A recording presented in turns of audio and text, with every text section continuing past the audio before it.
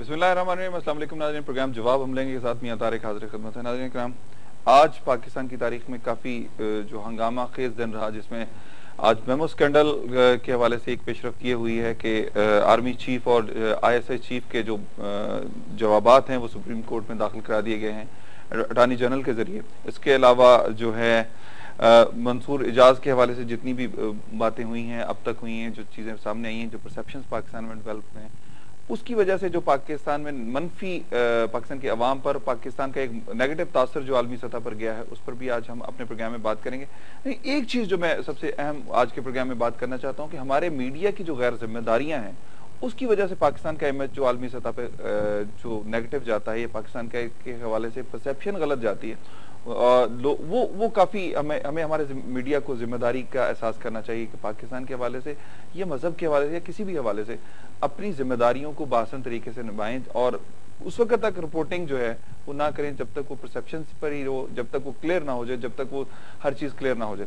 लेकिन आज प्रोग्राम का हमारा मौजू है मेमो, नेटो और पाकिस्तानी मीडिया की जिम्मेदारियां। इस पर गुफ्तगू करने के लिए हमने दावत दी। हमारे साथ मौजूद हैं सुप्रीम कोर्ट बार एसोसिएशन के प्रेसिडेंट यासीन आज़ाद एडवोकेट साहब हमारे साथ मौजूद हैं। इनके साथ तशरीफ रखते हैं कादिर खान मंदोखेल साहब, पाकिस्तान मुस्लिम लीग नून से इनका ताल्लुक है।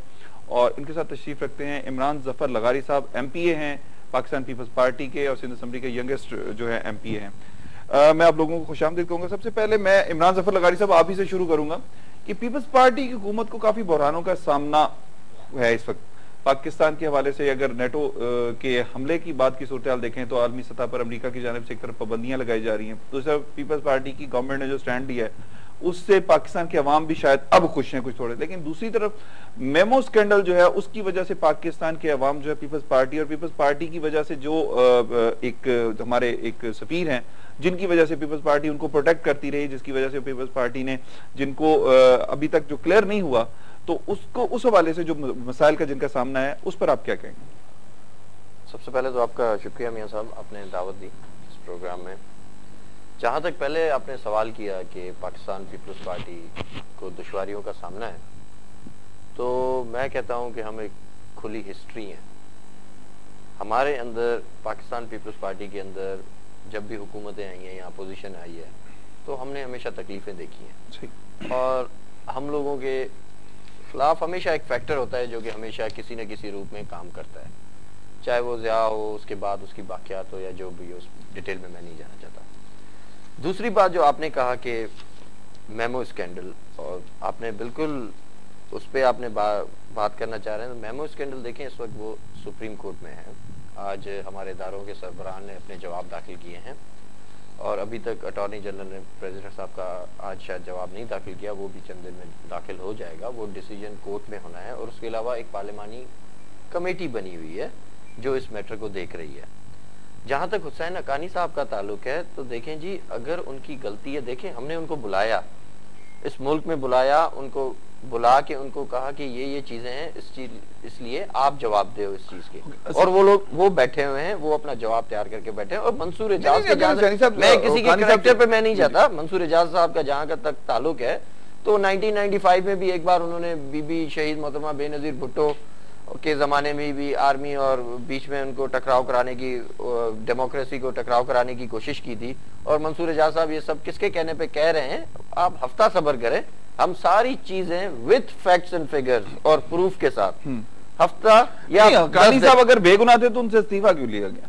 देखें जी, जब तक वो अपनी बेगुनाही साबित नहीं करेंगे कोर्ट में या कमेटी के सामने, तब तक पूरी कौम का ये एक और पूरी कौम का एक वो डिजायर थी, इसलिए उनसे इस्तीफा लिया गया है। वो अपने आप को बेगुनाह साबित करेंगे, इंशाल्लाह ताला मुझे उम्मीद है कि वो बेगुनाह साबित होंगे। ठीक है। और वो अब फिर दोबारा अपने, अगर बेगुनाह साबित हुए तो अपने मनसब पे दोबारा जाएंगे। ठीक है। और पहले आपने कहा कि ड्रोन हमले, सब लोग ये कहते थे कि ड्रोन हमले क्यों हो रहे हैं और नेटो की सप्लाई बंद की जाए, शमसी बेस खाली की जाए। अब हमने हर चीज पे स्टैंड लिया है अमेरिका के साथ। बाकी बेसिस भी खाली करवा लेंगे जी, बाकी बेसिस तो ऑलरेडी खाली है, वहाँ पे कुछ भी नहीं है। जैसे आप शहबाज बेस और आप जैकबाद बेस की बात कर रहे हैं, अगर आप रियल फैक्ट्स वहाँ पे मालूम करें, मैं इंटीरियर से ताल्लुक रखता हूँ, तो वहाँ पे ऐसी कोई अभी मूवमेंट और ऑपरेशन नहीं चल रहा। अच्छा मंदो खेल साहब, ये बताइएगा कि जिस तरह आज आर्मी चीफ ने और आईएसआई चीफ ने अपने जवाबात जो है सुप्रीम कोर्ट में जमा करवाए हैं, आप क्या समझते हैं इन जवाबात के बाद क्या कोई तब्दीली मुतवक्का है, या पाकिस्तान में आप पाकिस्तान की सियासत को किस तरफ जाते हुए देखते हैं? आज के बयान से तो एक बात क्लियर हो गई कि आर्मी चीफ ने बड़े वाज़ेह तौर पे कहा कि ये मेमो स्कैंडल एक हकीकत है, और साथ साथ बहुत सारी बातें और भी कही अब मीडिया में आहिस्ता आहिस्ता आ रही है वो सारी बातें। तो एक फैक्ट है कि मेमो स्कैंडल, मैं ये पूछना चाह रहा हूँ कि आर्मी चीफ, आईएसआई सरबराह, प्रेसिडेंट और हुसैन हक्कानी, ये चारों जब एक जगह मीटिंग में बैठे हुए थे, आखिर में उस मीटिंग के अंदर कौन से सबूत दिए गए, वहां कौन से शवाहिद पेश किए गए जिसकी बिना पे बाहर आते हुए हुसैन हक्कानी साहब रिजाइन कर रहे हैं। दूसरी तरफ अमीन फहीम साहब भले जितने भी करप्ट हो रिजाइन नहीं करना है। दूसरे जो वज़रा है एक तो जेल में बैठे हुए हैं, रिजाइन उस वक्त तक नहीं किए है। इसके अलावा एक लंबी लाइन है उनकी करप्शन की, किसी ने रिजाइन नहीं किया है। तो मैं समझ रहा हूं कि आज की स्टेटमेंट के बाद तो ये क्लियर हो गई है। और एक और जो आम मीडिया पे बात आ गई है, न्यूज़पेपर में आ गई कि इवन के सुप्रीम कोर्ट के हुक्म के बावजूद, एसीएल में नाम डालने के बावजूद हुसैन हक्कानी साहब वहां जरदारी साहब के साथ फ्लाइट में भागने की कोशिश कर रहे हैं। ये पूरे मीडिया ने दिखाया। आखिर ये क्या है इस मुल्क में? अच्छा, अगर इसको वहां पे रोका नहीं गया तो ये तो जा रहा था, और बल्कि यहाँ तक बातें आ गई कि गाली गलौज तक बातें आ गई है। और ये मौलाना फजल साहब ये भी कहा जाता है कि वो तकरीबन 24 घंटे या 36 घंटे जो फ्लाइट सिर्फ इस वजह से जरदारी साहब पाकिस्तान से बाहर नहीं गए कि ये तय होना था कि कौन कौन उनके साथ जाएगा। क्या इमरान जफर लगारी ऐसी कोई बात? यार देखें, क्या साराइयों पे यकीन न रखें, जो रियल फैक्ट्स हैं, प्रेसिडेंट साहब की तबीयत खराब थी, कोई हुसैन हक्कानी वो तो ठीक है, जो मानते हैं। देखें, ये बात मुझे समझ नहीं आ रही कि ये चीजें कहां से आ रही हैं। मीडिया आजादी का ये मतलब नहीं है कि अवाम को गुमराह करे। मीडिया आजादी का ये मतलब नहीं है कि अपने टॉक शोज को रेटिंग बढ़ाने के लिए कोई झूठ पकड़ के, कोई बात करके उस पर टॉक शो किया जाए। देखिए जी, फैक्ट्स, आप मुझे इसका सबूत दे कि हुसैन हक्कानी साहब उस दिन प्रेसिडेंट साहब के साथ फ्लाइट पे जा रहे थे। अच्छा, देखें, दूसरी बात इन्होंने की करप्शन की। मैं भाई से सिर्फ 2 सवाल पूछता हूँ। ठीक है, मैं मानता हूं यार हम लोग बहुत बुरे, ठीक है भाई, जमहूरियत चलने दो, इतने बुरे हैं तो ये अवाम को हमें रिजेक्ट करने दो ना, कोई शॉर्टकट का तरीका तो नहीं अपनाओ ना। दूसरी बात ये करप्शन, यार 88 की गवर्नमेंट में, फेडरल गवर्नमेंट जब बीबी प्राइम मिनिस्टर थी, मेरे वालिद साहब भी करप्शन थी। मैं बात पे आ रहा हूँ ना आपका, 88 में मेरे वालिद साहब रेलवे के मिनिस्टर थे। ठीक है, उन्होंने उस जमाने में 1988 में उन्होंने उस जमाने में रेलवे का 2 अरब का स्क्रैप जमा किया था, ताकि ये उस जमाने में आप फैक्ट्स एंड फिगर्स उठा के देख लें तो रेलवे जो थी वो प्रॉफिट में गई थी करोड़ों रुपए, और उन्होंने ये स्क्रैप रखा था ताकि मैं इसको ऑक्शन करके और मैं रेलवे को मजबूत करूंगा। अचानक से गवर्नमेंट चली गई और वो ही 2 अरब का आज उसकी मालियत कम से कम 20 अरब रुपए होगी। वो स्क्रैप किधर गया, किस हुकूमत में गया, आप ये तो छानबीन करें। अच्छा, एनर्जी क्राइसिस। इमरान मैं इस तरफ एक चीज पूछना चाहता हूं, एक चीज प्लीज मुझे ये बताइएगा कि जब मखदूम अमीन फहीम साहब का साबित हो गया, उनके अकाउंट से पैसे वापस जमा हो गए, तो क्या उनसे अखलाकी तौर पर पीपल्स पार्टी की हुकूमत का फर्ज नहीं बनता था कि उनसे रिजाइन लिया जाता है, या उनसे कोई ये तो पूछा जाता ना कि आपने ये करप्शन क्यों की? देखें जी, चले मखदूम साहब ने तो करप्शन की, वो उनका उन्होंने अपनी बात भी देखें, उन्होंने करप्शन किया नहीं की, वो उनका उन्होंने अपना मौक़िफ़ बयान किया था। ठीक है, नहीं, उन्होंने अपना मौक़िफ़ बयान किया था। ठीक है, लेकिन जो नून लीड के, अब मैं किसी की पर्सनल लाइफ में नहीं जाता, क्या पंजाब में करप्शन नहीं है? बिल्कुल बिल्कुल, क्या पंजाब में करप्शन नहीं है? पंजाब में ये जो बिल्डिंगें बनी है, मुख्तसरन दे रहा हूं, यासीन आज़ाद साहब बैठे हुए, मैं रेलवे वर्कर्स यूनियन का सरपरस्त आला हूं पाकिस्तान का। ठीक है, पिछले 32 साल से रेलवे खसारे में, ये जो बात कह रहे हैं कि रेलवे बड़ा प्रॉफिट था, 88 की गवर्नमेंट आप उठा के देख लें, उस जमाने में टिकटिंग पे आप प्रॉफिट में गए थे। पूरा दुनिया सुन रही है, रेलवे पिछले 32 साल से खसारे में, कोई प्रॉफिट बेस्ड दौर नहीं।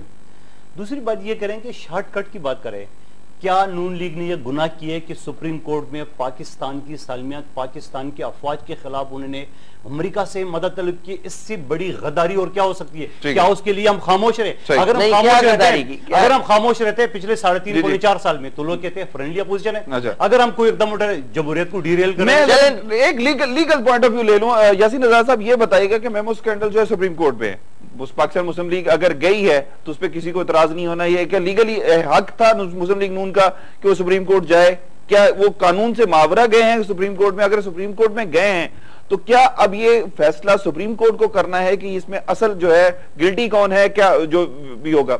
मुझे ये बताइएगा कि मेमो स्कैंडल जो है, जो अब आर्मी चीफ ने और आईएसआई चीफ ने भी जो अपने बयान जो है जमा करवा दिए हैं, अब उसका मुस्तकबिल क्या देखते हैं कि सुप्रीम कोर्ट को जब सारे एविडेंस मिल जाएंगे, सारी चीजें मिल जाएंगी, तो क्या होगा?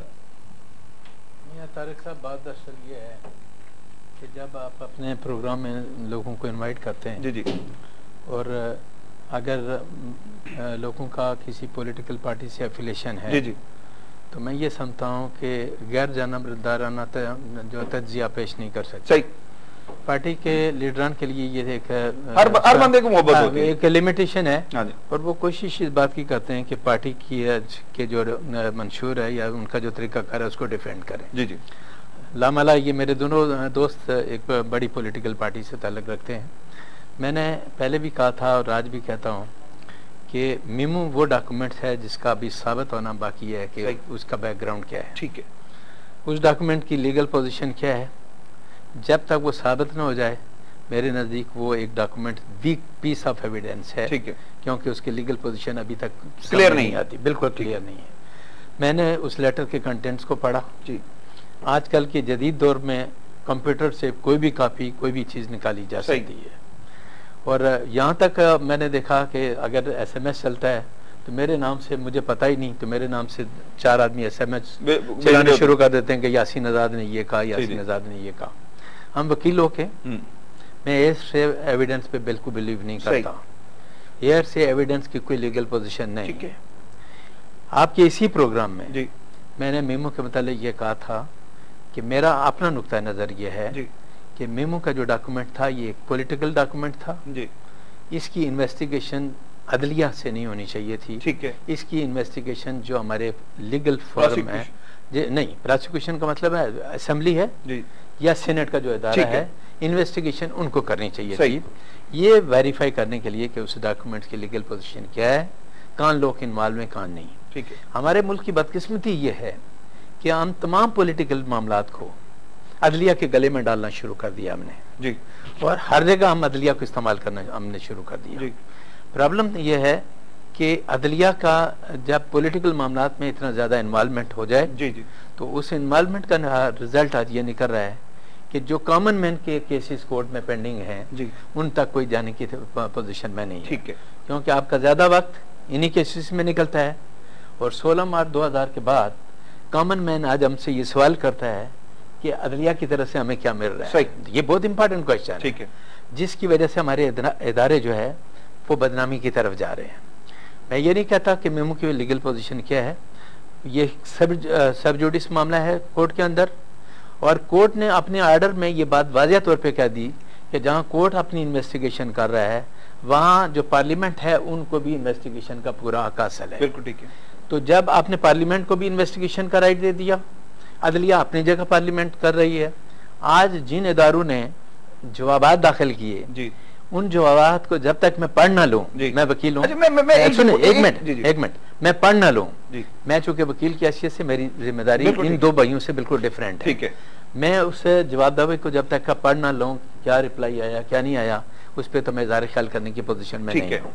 लेकिन मैंने पहले भी कहा था आपके इसी प्रोग्राम में, और आज भी रिपीट करता हूँ कि उसको जब तक वो डॉक्यूमेंट साबित न हो जाए कि कौन लोग इन्वॉल्व हैं कौन नहीं है, क्या इसका बैकग्राउंड है क्या नहीं है, किसी पे इल्जाम लगाना, किसी को ये डिक्लेयर कर देना। एक चीज पूछना चाहता हूँ, एक चीज पूछना चाहता हूँ, मियां साहब जो कोई सुप्रीम कोर्ट में गए हैं, क्या मियां साहब को लीगल हक था या वो लीगल है या जहां तक पिटीशन दाखिल करने का वो लीगल राइट है, वो फाइल कर सकते हैं। लेकिन एक बात, पिटीशन फाइल कर सकते हैं, लेकिन मैंने आपको यही कहा था कि चूंकि मियां साहब भी एक बड़ी जमात से ताल्लुक रखते हैं, जो असेंबलियों की इफादियत है उसको मेंटेन करने के लिए आपको ये मामला पहले असेंबली में ले जाना चाहिए था। मैं बैसियत बार के रिप्रेजेंटेटिव कहता हूँ कि ये मामला वहां जाना चाहिए था और वहां नहीं ले जाया गया। आपने खुद कहा कि हमारी असेंबलियों की इफादियत खत्म हो चुकी है, तो मैं कहता हूँ कि अगर असेंबलियों की इफादियत खत्म हो चुकी है तो फिर आपको उस असेंबली का यानी रिप्रेजेंटेशन का कोई हक नहीं बनता, रिजाइन कर दें। ठीक है, लेकिन अगर आप रिजाइन नहीं करते, उस असेंबली के मेंबर भी हैं, पार्लियामेंट के अंदर बहस भी कर रहे हैं, उसमें फुल पार्टिसिपेट भी कर रहे हैं, तो आप एक तरफ अदलिया को भी करने चाहते हैं, पार्लियामेंट को भी करने चाहते हैं। मैं बार के लीडर की हैसियत से अपील करता हूँ तमाम पॉलिटिकल पार्टी से कि फॉर गॉड सेक आप अपने इंटरेस्ट की जंग जरूर लड़ें, आपका राइट है जी। लेकिन इंटरेस्ट की जंग के साथ साथ आपको पाकिस्तान के इंटरेस्ट को भी देखना ठीक है। है। इमरान ज़फ़र लगारी साहब, एक चीज मुझे बताइएगा, मियां साहब गए, ये तो साबित हो गया कि वो लीगल उनका हक था कि वो गए, लेकिन उन्होंने पहले आप लोगों को टाइम दिया, टाइम देने के बाद जब आप लोगों ने